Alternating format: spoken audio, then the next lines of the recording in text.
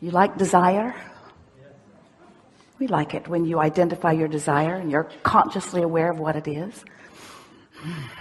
So the trick, it's not a trick, it's a skill. The skill is to have desire that you're not trampling with doubt. To have desire that you believe. That's just the best. A desire you don't believe, not so pleasant, is it? So it seems logical, well, I will just get rid of the desire. Not so much. Because once life has caused you to identify a desire, that's a strong momentum.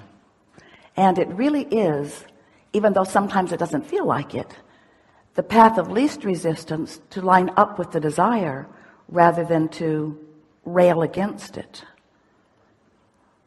What we want to encourage in these hours that we are together is an understanding of how you be in this universe. We want you to remember that you are source energy, mostly. Even though you're in this physical body, the non-physical part of you is still dominant. And as you are in this physical body, with source flowing to you and through you, you are continuing the eternal life that you are all about. So even when you don't know it, even when you feel bad, even when it feels like things aren't going well, source energy is flowing to you in the only way it can be described is an unconditional love, no matter what. This source energy, the same energy that creates worlds, flowing to you.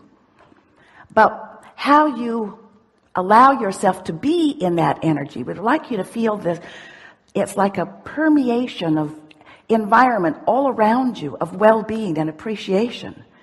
But if for whatever reason you've decided to be mad at yourself or someone else, then you're not allowing, hear this, we've never said this to you before, you are not allowing in your moments of negative emotion the unconditional love to be reached by you because of the conditions that you are placing.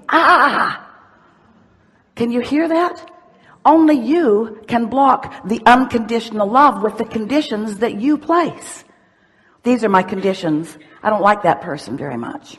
Or that didn't go well for me. Or I lived something that was unpleasant. Or somebody in politics is doing something that I deem inappropriate. So as you place conditions on your love, all that happens is you prevent yourself from receiving the always flowing, ever surrounding, always, if you will allow it, penetrating love, clarity, abundance of well-being that is flowing to you at all times. So this gathering, we've called it a lot of different things. The science of deliberate creation, because we wanted you to be deliberate about what you were thinking. The art of allowing, because we wanted you to figure out how to be in that soft place of allowing this energy to flow. And these days, what we're really wanting to put emphasis on is you walking around all day in this body, offering a vibration which equals your point of attraction. So you are establishing a vibrational environment, a vibrational climate, a vibrational, it's like how the scientists prepare the petri dish so that they will be able to introduce something to it and grow in it just what they want to. You sort of kind of get that. You've got your own environmental vibrational thing going on. And what that amounts to is the degree to which you allow or don't allow the good stuff that source is flowing to you. That's it. So if you can get that when your kids misbehave and you shout at them because they deserve it, by your opinion and most of the books you've read, then what's happening to you in that moment is you are reacting to their behavior, not to your practiced environment. Source never does that to you. Source never responds to your behavior. That's why Source's love is unconditional. But when you respond to someone's behavior or to a circumstance or an event, rather than to the practiced climate that you've established, that's when life gets kind of confusing, because that happens and you respond to it, and when you respond to it, it affects your climate. And when it affects your climate, it affects your point of attraction, so other things like it come to you, and then you start believing that this is just the way it is, because it shows itself to you that way over and over and over again. So why wouldn't you believe it? That's the way it is. They would consider you to be in denial, fabricating things, making things up. And we say, yeah, do that. Tell it the way you want it to be. Practice the environment. Create your vibrational reality. Create your vibrational climate. And then watch what comes. Esther remembers watching Groundhog Day the first time. Her father's birthday is on Groundhog Day, so Groundhog Day has always been fun in their family. Then the movie Groundhog Day came out. Have you seen it? If you're alive on this planet, you have. Where every day starts over again. And the guy just got better and better at navigating through the day as he remembered what happened yesterday and adjusted to it. And that's, in a very bulky sense, what we're encouraging you to understand about your vibrational climate. You've created the climate, whether you know that you have or not, and everything that's coming to you is coming in response to your vibration, because that's the way this universe runs. Law of attraction says that which is likened to itself is drawn, and there's no law other than that law that is affecting your experience. You get what you are thinking about, whether you want it or not.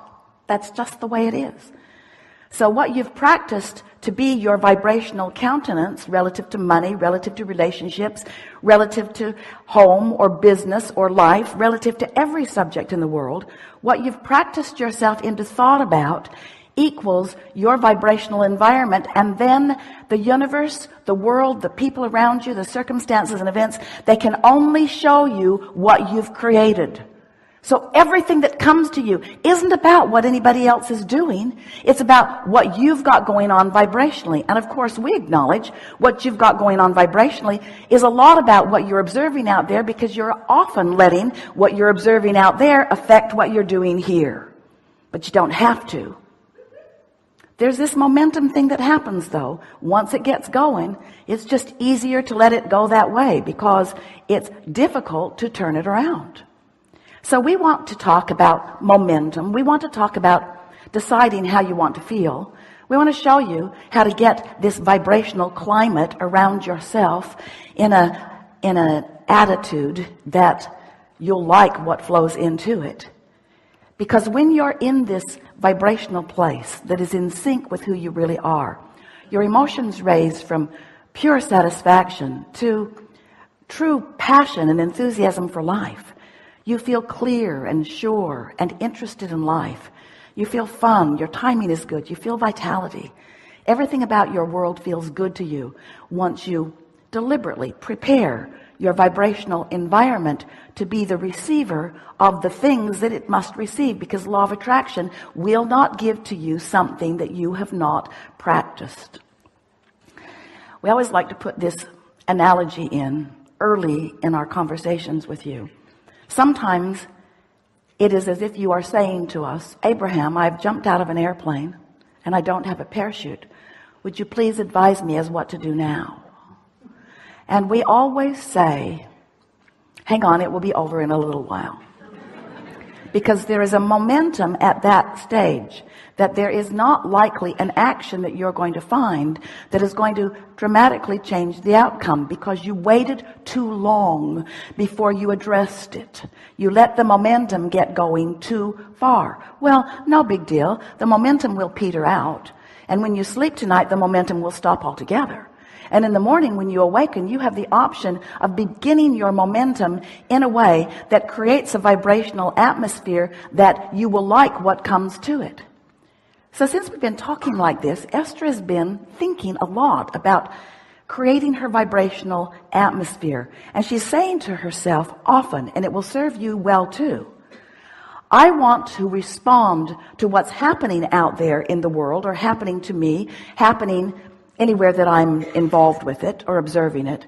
I want to respond from this practiced place of alignment, not from this reactionary place. And really that's what the art of allowing is all about. It's deciding how you want to feel. It's understanding that you are extensions of Source. It's understanding the way Source always bees with you. In fact, do you know that the only reason that you can even feel what you would call negative emotion, whether you call it fear or rage or embarrassment or anger, every negative emotion that you feel is only possible because you are feeling a way that the Source within you does not feel about the same subject. In other words, you're setting up a frequency that's different from the frequency of Source. So really what negative emotion is, here's the clearest way that we can ever explain it to you. Here you are standing in your world, in your body, in your beingness, and Source is surrounding you with well-being. And when you let yourself be the receiver of that well-being, of that clarity, of that love, of that appreciation, of that abundance, then you feel great. But when you start thinking thoughts that prevent it from coming, that's what negative emotion is. It's your resistance to the natural well-being, to the unconditional love, to the unconditional prosperity, to the unconditional clarity that is flowing your way all day, every day, if you will figure out some way to let it in. So that's what we want to help you do. Figure out ways to let it in. What do you want to talk about? You now know everything we know, and the rest of it is really up to just practicing it out there in the world. You just got to get out there, have an experience, and then acknowledge, oh, that experience matches the climate that I established. Do I want to adjust the climate, or did I like it? If you liked it, adjust nothing. If you didn't like it, adjust it. You got to be asking how. We'll talk about it all day. What do you want to talk about?